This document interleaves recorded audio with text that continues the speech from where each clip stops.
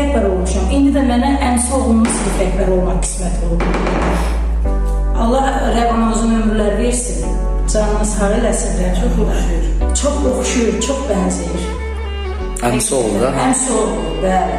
Elə onun kimi bəzən elə Karxuf deyirəm ki, Akif demək istəyirəm, sonra deyirəm yox, rəqəm. Çox ağır uşaqdır da. Olsun, Ciddi, ağır, təbiətli, ictimai işlərdə də iştirak edir.